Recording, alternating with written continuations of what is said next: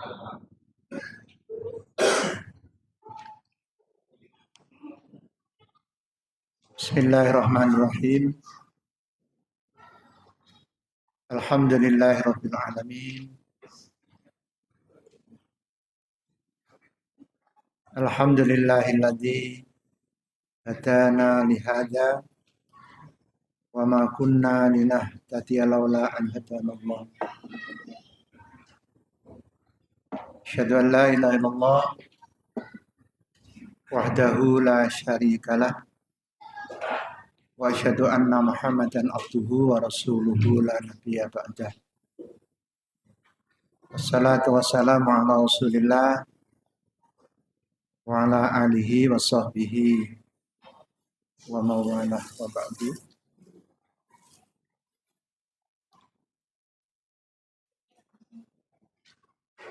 Para jamaah Bapak Ibu, juga adik-adik, ini mahasiswa dari UMY yang dirahmati Allah Subhanahu wa taala. Mari kita awali taklim kita pada malam ini dengan berdoa. Bismillahirrahmanirrahim.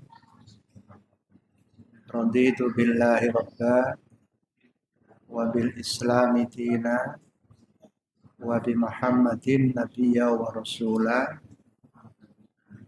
Rabbi zidni ilma warzuqni fahma.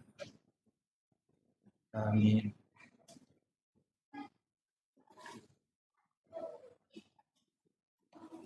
Terlebih dahulu dan intinya kita memanjatkan bersyukur kehadirat Allah Subhanahu wa taala atas limpahan rahmat, limpahan hidayah, juga kita diberikan kesehatan dan kemampuan untuk dapat melaksanakan ibadah kepada Allah. Termasuk pada malam hari ini kita bisa hadir di masjid ini dalam rangka untuk beribadah kepada Allah. Kita bersama-sama menunaikan sholat maghrib secara berjamaah. Insya Allah nanti kita lanjutkan dengan sholat isya berjamaah. Dan antara maghrib dan isya ini kita isi dengan taklim. Kita bersama-sama menambah pemahaman kita tentang ilmu-ilmu agama, ilmu-ilmu syar'i. Khususnya yang akan kita bahas adalah berkaitan dengan amaliyah sholat. Ini pertemuan yang keempat kalau tidak salah. 3 atau 4 kita membahas tentang amaliyah sholat. Saya berikan judul Hisablah sholatmu sebelum kelak dihisab oleh Allah. Ini judul besarnya.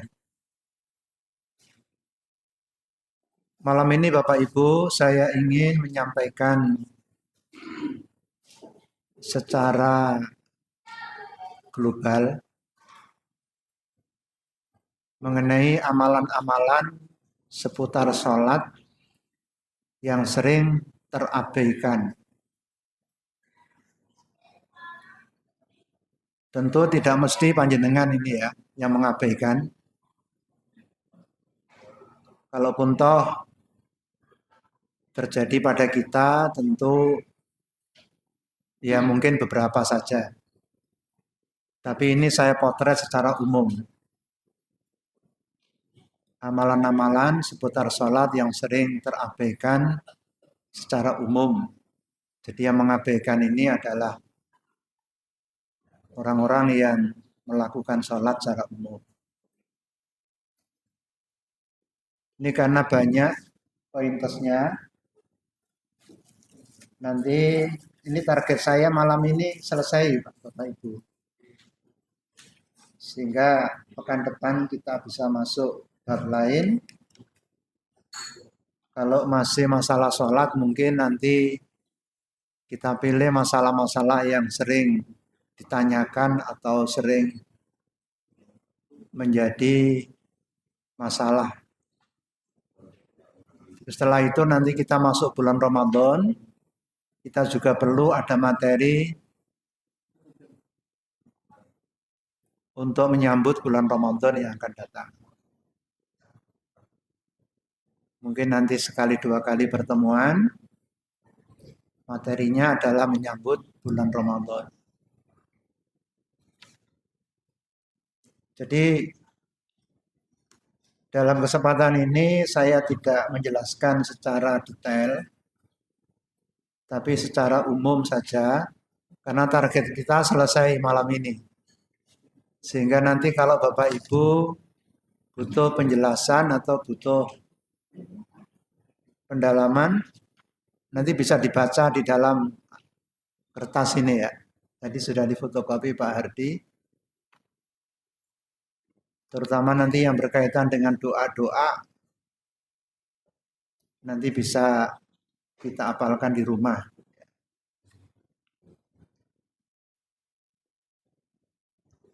Bapak Ibu sekalian, sebagaimana yang pernah saya sampaikan beberapa waktu yang lalu, amalan sholat itu meliputi tujuh cakupan ya.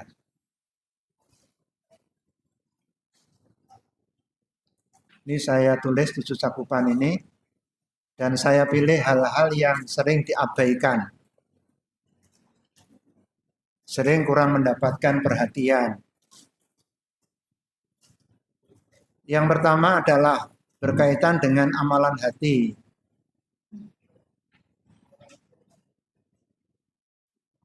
Di dalam amalan hati ini yang kurang diperhatikan adalah upaya kita untuk senantiasa menguatkan landasan ibadah.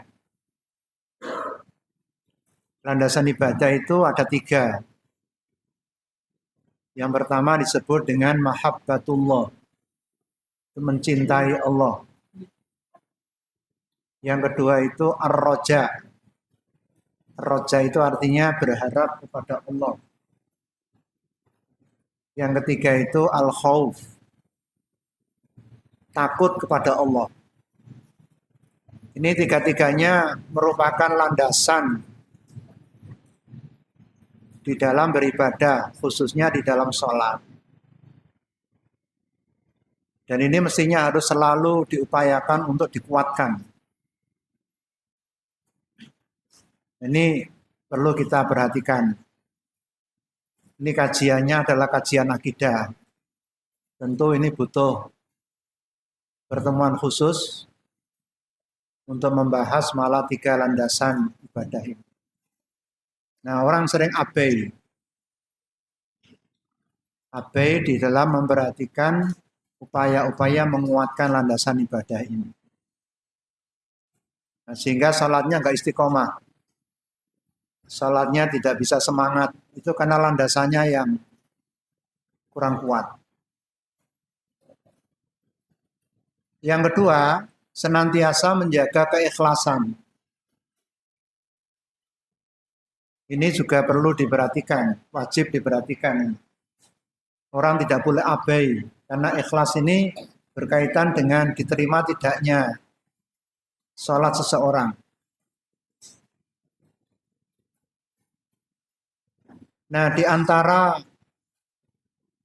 perkara yang termasuk tidak ikhlas, ketika orang sholat itu kemasukan namanya syirik khafi. Dalam hadis riwayat Ibnu Majah ini, sholat tetapi di dalam hatinya ada syirik khafi, riya. Yaitu kata Rasulullah, seseorang sholat lalu dia memperindah sholatnya karena ada orang yang memperhatikan sholatnya. Jadi semula ikhlas, tapi begitu mendengar ada orang yang memperhatikan sholatnya, terus sholatnya itu diapi-apii. Ini namanya dia tidak bisa menjaga keikhlasan. Ya mungkin sering terjadi itu. Kita harus evaluasi diri. Antara kita sholat sendiri dengan dilihat orang ini podo apa ora. Sama enggak kualitasnya.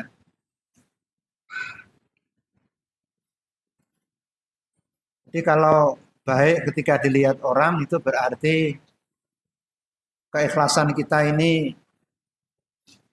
kotor, terkotori, Pak. Terkotori oleh riya. Jangan abai tentang ikhlas ini.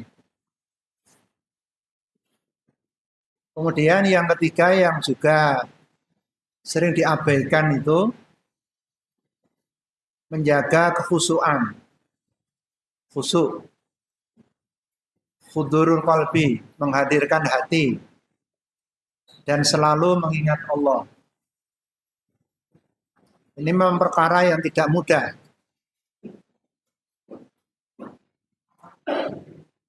Yang seharusnya dijaga betul. Sepanjang kita sholat, dijaga khusyuknya, hati kita tetap hadir dan selalu mengingat kepada Allah. Ini perkara yang penting, tapi orang sering mengabaikan tentang khusyuk ini. Nah, tentu ini perlu ada pembahasan tersendiri. Bagaimana kiat-kiat kita supaya di dalam sholat kita bisa menjaga kekhusyuan ini. Kemudian selanjutnya Bapak Ibu, amalan sebelum dan menjelang sholat ini. Sebelum sholat.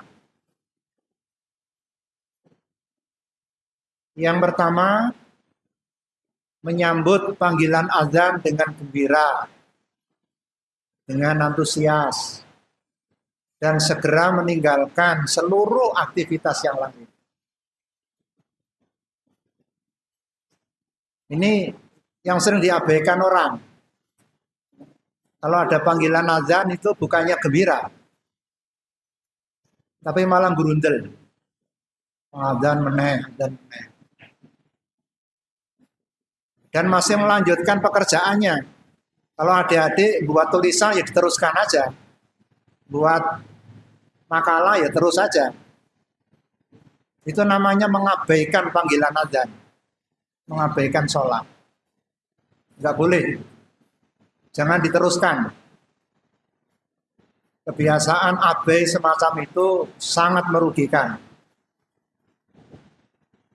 Jadi mestinya begitu ada azan ya segera kita tinggalkan semua kegiatan kita. Yang kedua itu mendengarkan dan menjawab azan. Nah ini juga sering diabaikan. Ada azan ya cuek saja. Pura-pura nggak dengar dan tidak jawab, dibiarkan aja. Mestinya didengarkan dan dijawab azan itu. Ya. Bahkan sebagian ulama mengatakan menjawab azan itu wajib. Karena hadisnya perintah Nabi itu. Idza sami'tumul muadzin faqulu ma yaqul, itu hadisnya. Kalau kamu mendengarkan muadzin, ucapkan seperti apa yang diucapkan muadzin. Kecuali hayya 'alas shalah, hayya 'alal falah. Kamu menjawab dengan la haula wala quwata illa billah. Ini saya tidak tulis hadisnya Bapak Ibu. Cuma saya tulis perawinya saja ini ya. Perawinya Muslim, Dawud dan seterusnya. Lalu yang ketiga yang juga sering diabaikan. Membaca sholawat dan berdoa setelah mendengarkan azan. Ya, sering diabaikan. Jadi kalau kita sudah selesai mendengar azan dan menjawab, terus jangan lupa kita menjawab, kita bersolawat pada Nabi. Ya. Sekali solawat kita dibalas 10 kali. Dan solawat itu membuat kita nanti berhak mendapatkan syafaatnya. Setelah itu kemudian berdoa. Napa dungane? Allahumma rabba hadhihi da'wati tammah wassalatil qa'imah ati Muhammadanil wasilata wal fadilah wa ba'ashu maqaman mahmudanil ladzi wa'atta. Udah sampai di situ aja. Nabi menjanjikan orang yang membaca doa itu nanti akan berhak mendapatkan syafaatnya. Halat lahu syafa'ati. Jadi pahalanya besar sekali itu. Maka jangan diabaikan. Lalu yang keempat ini menyempurnakan wudhu. Di wudhu ini jangan diabaikan. Karena wudhu itu syarat sahnya sholat.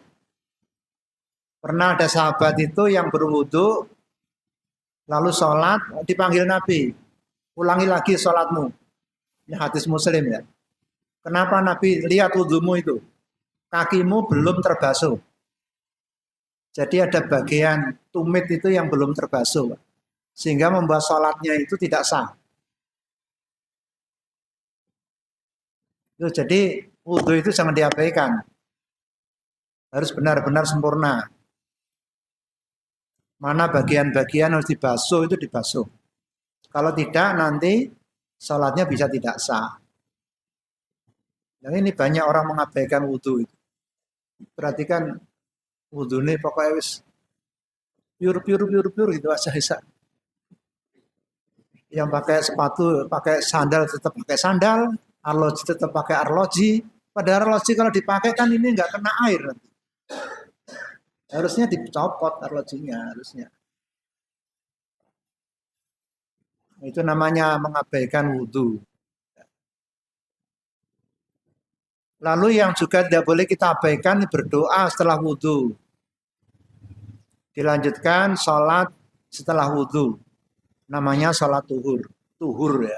Ini jarang ini Pak dilakukan ini. Setelah wudhu itu jangan lupa kita berdoa. Kita membaca dua kalimat syahadat ya.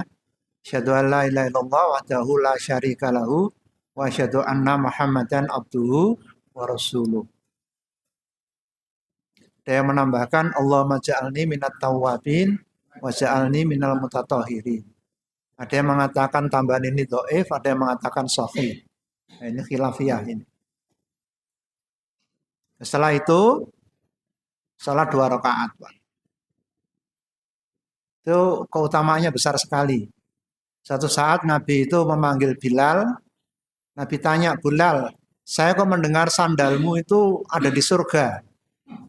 Sandalnya udah di surga. Apa yang kamu lakukan? Lalu dianjak saya, Nabi kalau saya itu selesai wudhu, sholat 2 rakaat. Itu keutamaannya itu Pak. Lalu yang keenam itu bersiwak, menggosok gigi Pak.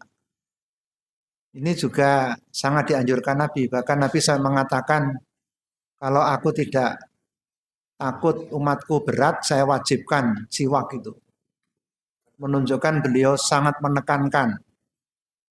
Nah ini ada dua kondisi ini, setiap wudhu atau sebelum sholat. Jadi meskipun nggak wudhu, itu kita bersiwak juga bagus Pak. Maka di daerah tertentu kan ada orang bawa siwak itu. Nah, dipakai siwakan sebelum dia sholat itu. Lalu yang ketujuh melakukan sholat sunat qobliyah di rumah. Ya, ini kan sudah adzan tadi Pak, berarti kan sudah masuk waktu. Tentu ini sholat-sholat yang ada qobliyahnya ya. Misalnya subuh. Itu subuh itu kalau sudah mendengar adzan, sudah jawab, sebelum kita ke masjid, baiknya, afdolnya itu sholat sunat dulu di rumah. Itu lebih baik. Jadi nanti kalau di masjidnya kita sholat tahiyatul masjid, atau sholat, kan banyak lah sholat-sholat ya. Tapi sholat qobliyahnya sudah kita lakukan di rumah. Berikut Pak.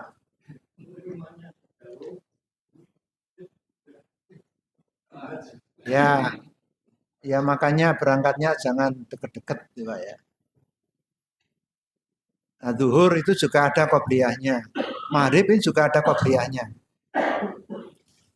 Lalu yang kedelapan, yang juga jangan diabaikan ini Pak. Orang sering mengabaikan ini. Berdoa ketika keluar rumah untuk berangkat ke masjid. Ya. Ini pernah saya aturkan ini ya. Sudah ada yang mengamalkan ini? Ini pernah ini saya aturkan Pak. Sudah lama ini. Doa tindak ke masjid. Allahumma ja'al fi qalbi nuron, wa ja'al fi lisani nuron, wa ja'al fi sam'i nuron, wa ja'al fi basari nuron, wa ja'al khalfi nuron, wa amami nuron, wa ja'al min fawqi nuron, wa min tahti nuron, Allahumma wa'azim li nuron. Paham dan hafal? Alhamdulillah. Oh iya, kurang dikit ya. Ini sudah saya sampaikan beberapa waktu yang lalu. Berarti Bapak Ibu sudah ngamalkan ya? Kalau sudah tidak termasuk yang mengabaikan berarti ini. Alhamdulillah. Ini untuk mereka yang nggak pernah membaca ini. Berarti mengabaikan Pak. 9, 8 ya. Oh, kok langsung 10 ini ya. Di sini 9 ya Pak ya. Ya. Nomornya diabaikan aja. Meloncat ini. Lalu kita melakukan sholat jamaah di masjid. Nah ini ya, khususnya bagi laki-laki. Berangkat ke masjid. Khususnya bagi laki-laki dan lebih afdol memilih masjid yang lebih banyak jumlah makmumnya. Karena nanti menambah pahala. Semakin banyak makmum itu semakin besar pahalanya. Sampai ada ulama yang berpendapat bagi laki-laki menghadiri sholat jamaah di masjid itu wajib. Wajib. Dengan beberapa argumentasi itu. Dan memang kenyataannya Rasulullah sendiri tidak pernah meninggalkan sholat jamaah. Begitu juga para sahabat. Makanya jamaah ini harus betul-betul diperhatikan. Jangan sampai abai gitu ya. Nah, Bapak Ibu yang sudah biasa sholat jamaah di masjid ini pertahankan Pak. Ini anugerah Allah yang paling besar. Ini tidak ada hubungannya dengan tinggi rendahnya pendidikan Pak. Tidak ada hubungannya itu. Meskipun dia pendidikannya S1, S2, S3, profesor, belum tentu jamaah Pak. Malah yang jamaah banyak itu tingkat SD, SMP malah. Tamat-tamat SD, SMP. Jadi kesimpulan saya memang sementara itu Pak. Ini nggak ada hubungannya dengan mahasiswa dan tidak. Nggak pernah kuliah pun yang memang mendapat anugerah Allah. Jamaah itu banyak sekali. Jadi yang sudah rajin ini jangan coba-coba untuk malas Pak. Nanti kenaan itu dan keenaan. Sekali nggak jamaah keenaan.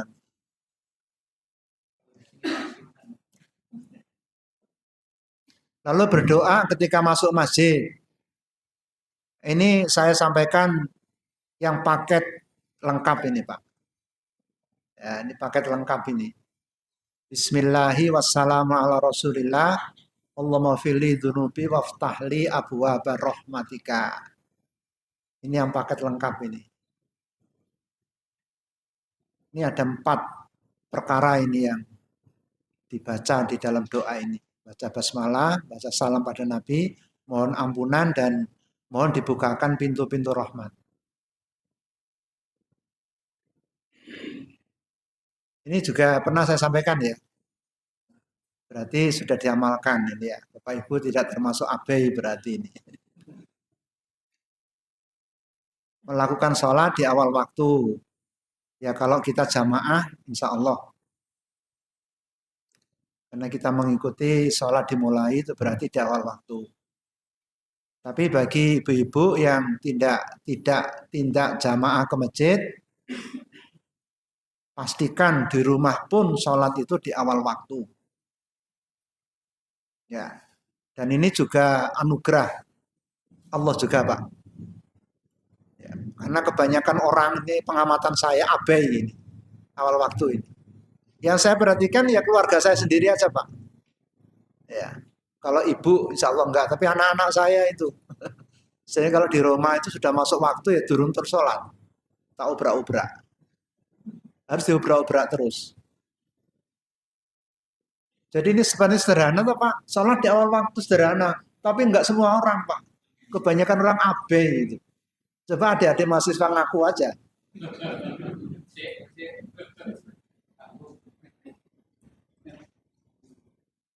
Umumnya itu masih nanti-nanti. Dan itu terus berlangsung sampai mate. Itu kan luar biasa.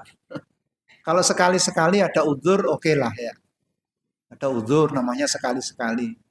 Tapi kalau menjadi habit, menjadi kebiasaan ini musibah ini. Kebiasaan menunda sholat. Nah ini supaya diperbaiki.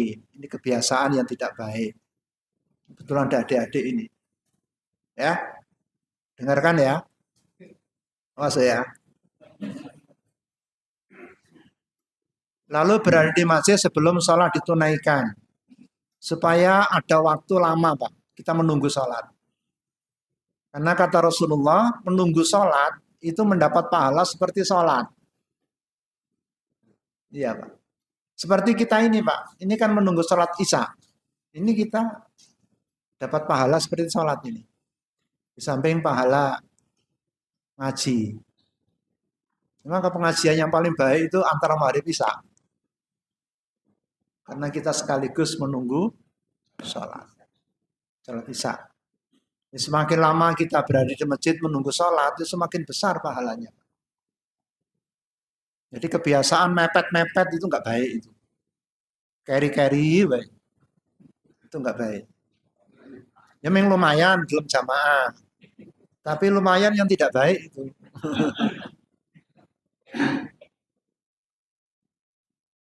Lalu memperbanyak doa antara adzan dan iqamah. Digunakan ini. Ini doa termasuk waktu mustajab ini. Antara adzan iqamah itu jangan digunakan untuk ngobrol, untuk anu. Jangan adik-adik ya, buka WA bareng jangan. Balesin nanti aja WA-nya. Gunakan itu untuk berdoa. Ini ada hadis riwayat Ahmad ya. Sekarang kita masuk pada sholatnya, amalan-amalan di dalam sholat ini. Yang pertama mengikuti sholat sejak imam bertakbir, karena kita jamaah. Ya, jadi jangan biasakan kita terlambat Pak. Adik-adik ya. Ini juga sama Pak. Terlambat sholat itu saya perhatikan, itu sering jadi kebiasaan Pak. Ini sholat mesti terlambat. Jadi habitnya itu terlambat. Nanti berangkat itu kalau sudah mepet-mepet, atau sudah komat. Sehingga dia tidak mengikuti takbir imam. Padahal ini utamanya tinggi, keutamaannya besar. Ada hadis Tirmidzi itu. Kalau orang 40 hari bisa mengikuti sholat jamaah, bertakbir bersama imam kan ada dua itu keutamaannya. Dibebaskan dari api neraka dan dibebaskan dari sifat munafik. 40 hari. Coba Pak ya, Ibu usahakan 40 hari ini jangan terlambat. 5 waktu itu. Berikut terlambat. Nanti teruskan nanti. Nabi menyebutkan 40 hari Pak. Kalau dalam 40 hari itu sudah bisa itu insya Allah. Selanjutnya nanti nggak pernah terlambat lagi. Karena sudah dibentuk. Yang kedua merapatkan soft. Nah ini juga masih sering kita jumpai soft itu nggak rapat, tidak lurus. Kalau kita di sini alhamdulillah. Dan terus diingatkan itu. Termasuk ibu-ibu ini juga softnya supaya rapat dan lurus ibu-ibu. Ya. Yang ketiga membaca doa-doa bacaan dengan benar, tartil dan memahami maknanya. Jadi doa-doa dan bacaan di dalam sholat itu supaya dibaca dengan benar sampai panjang pendeknya. Allahumma ba'id, jangan ba'id, jangan. Salah itu Pak. Ya. Ba'id dengan ba'id itu beda nanti. Ya. Misalnya itu ya. Apalagi Al-Fatihah. Maliki yaumiddin, jangan maliki yaumiddin. Ini contoh-contoh yang sering saya dengar soalnya. Kesalahan-kesalahan itu diperbaiki. Tartil. Jadi doa bacaan salat itu yang tartil. Fatihahnya kita baca setiap ujung ayat berhenti. Meskipun sendiri Pak ini Pak, khususnya kalau sendiri ya. Kalau berimam kan ikut imam. Meskipun sendiri Pak. Nanti kalau ruko itu ya yang tartil. Subhanakallahumma rabbana wa bihamdika Allahumma firli. Atau subhana rabbiyal adzim. 3 kali atau 10 kali. Jangan diabaikan ini Pak. Contoh mengabaikan gimana? Ya, seperti itu. Nah, itu. Nanti Fatihahnya alhamdulillah itu nanti bisa kita lihat cepat biasanya sholatnya. Kalau sholat cepat itu mesti abai itu terhadap bacaan itu. Tidak tartil. Juga dipahami maknanya.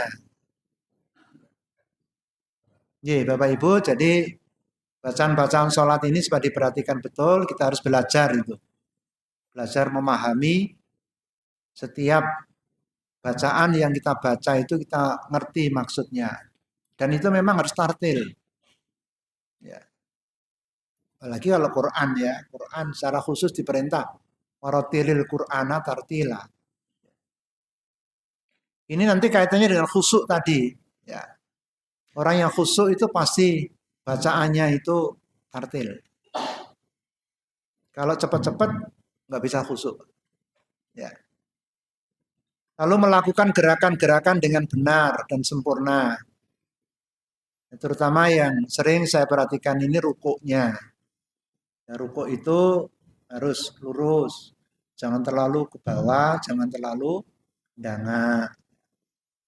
Lalu yang kedua, yang sering keliru itu sujud, Pak. Anggota-anggota yang mestinya kena tanah itu nggak kena. Yang sering itu kaki, jari-jari kaki itu loh Pak. Kadang mau dua, kadang-kadang yang enggak. Pas mancalnya itu loh Pak. Yeah.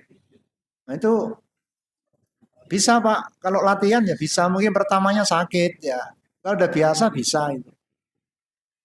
Lalu hidung sering nggak nempel ke tanah. Yeah. Jadi gerakan-gerakan dalam sholat itu supaya kita perhatikan. Ya ukurannya itu seperti yang dituntunkan Rasulullah. Nah, dan ini kita perlu belajar khusus. Yeah.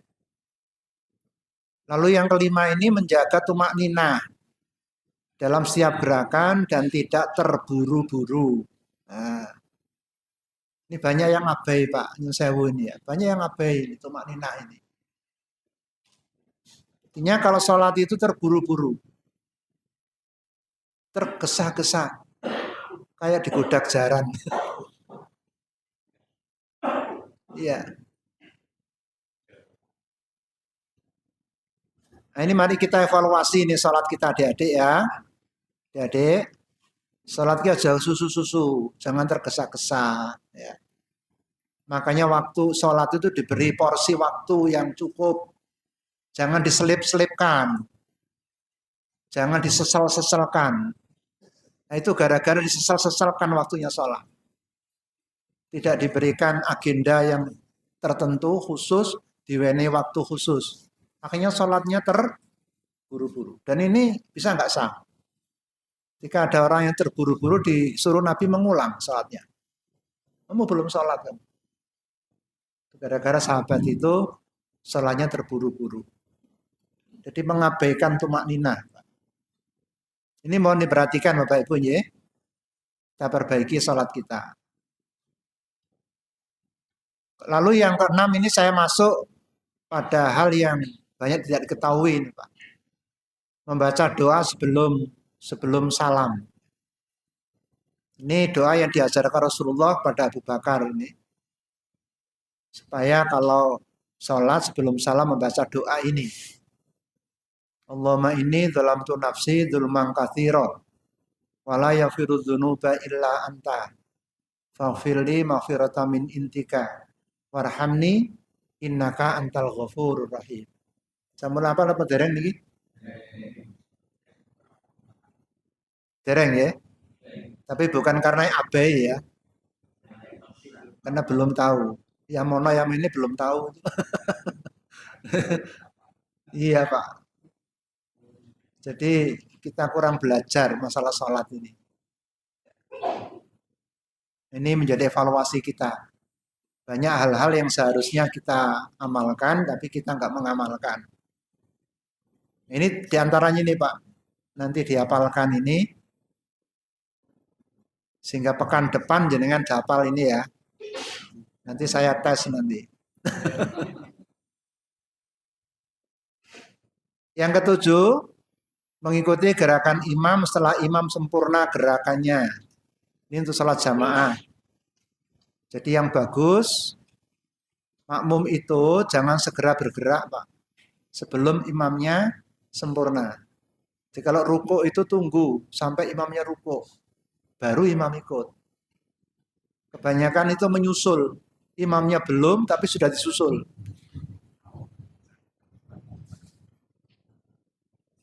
Ada yang kadang-kadang barengi itu lebih salah lagi. Apalagi di CI, wah lebih salah lagi itu Pak.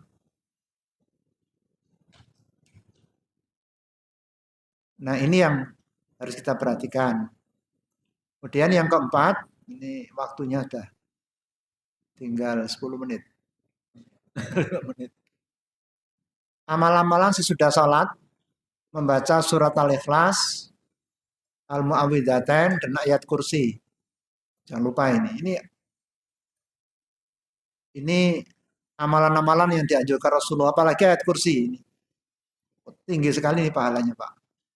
Ya, tidak ada yang menghalangi orang masuk surga kecuali kematian. Kalau dia merutinkan membaca ayat kursi setelah sholat. Di samping yang sudah-sudah Pak ya, tasbih, tahmid, tahlil 3 kali itu ya, takbir itu terus kan. Insya Allah nggak ada yang abai kalau itu. Maka ini saya pilih-pilih yang sering ditinggalkan saja. Al-Falaq, An-Nas, Al-Ikhlas dulu. Al-Ikhlas, Al-Falaq, An-Nas. Jangan lupa juga ayat kursi. Lalu ini doa-doanya. Doa-doa yang diajarkan Rasulullah supaya dibaca setelah sholat. Allahumma inni ala dzikrika wa syukrika wa husni ibadatika. Allahumma inni as'aluka ilman nafi'a wa rizqan thayyiba wa amalan mutaqabbala. Yang terakhir ini saya baca itu dibaca Nabi waktu sholat subuh ini. Lalu doa ini. Rabbi kini azabaka yauma tab'atsu aw tasma'u ibadaka. Ini setiap selesai sholat. Lalu ada lagi yang ini. Allahumma firli ma qaddamtu wa ma akhartu, selesai ini. Mangke dipun waos piyambak nih, dipun apalaken. Sudah ada dasarnya hadisnya ini, Pak. Ini doa-doa yang perlu diperhatikan atau tidak diabaikan untuk dibaca ya setiap selesai sholat. Lalu biasakan sholat ba'diyah. Lebih afdol dilakukan di rumah. Karena saya perhatikan Bapak Ibu banyak jamaah itu begitu selesai sholat pulang. Ya mudah-mudahan sholat sunnah di rumah mudah-mudahan ya. Jadi kalau di rumah juga enggak sholat ba'diyah ya abai namanya itu. Lalu berdoa keluar masjid. Nah, ini kalau tadi masuknya berdoa, ini masuk keluarnya juga berdoa. Ini paket lengkap juga ini. Bismillah, wassalamu ala rasulillah, Allahumma fili dunubi, waftahli, abwaba, fadlika. Ini bedanya dengan yang keluar tadi, yang masuk tadi ya. Kalau masuk tadi, waftahli, abwaba, rahmatika. Kalau keluar, waftahli, abwaba, fadlika. Ini yang lengkap. Jadi dibiasakan nanti kita keluar masuk masjid berdoa. Seperti yang ini saya aturkan ini ya. Yang keenam Bapak Ibu memperbanyak sholat-sholat tatawwu dan juga sujud ya. Ini membiasakan sholat lail sebagai tambahan kita Salat sunat yang paling baik itu salat malam. Jangan diabaikan itu. Lalu membiasakan salat duha. Ini juga pesan Rasulullah sallallahu alaihi wasallam supaya menjadi kebiasaan kita. Ada ya, sebelum kuliah itu selesai mandi salat duha 2 rakaat dibiasakan. Kalau malam berat ya. Bangun malam. Nah, kalau bapak-bapak ini insya Allah sudah biasa itu ya. Ya. Membiasakan sujud tilawah. Nah, ini yang belum kita lakukan, Pak. Ya. Di sini sudah ada belum, Pak? Nah, ini kita abai ini berarti ini. Sujud tilawah. Di sini ada doanya juga, Pak ya. Saya tulis di sini. Sajada wajhi lilladzi khalaqahu wa syaqqa samahu wa basarahu. Nonton ya, Pak. Nah, ini ada doanya ini.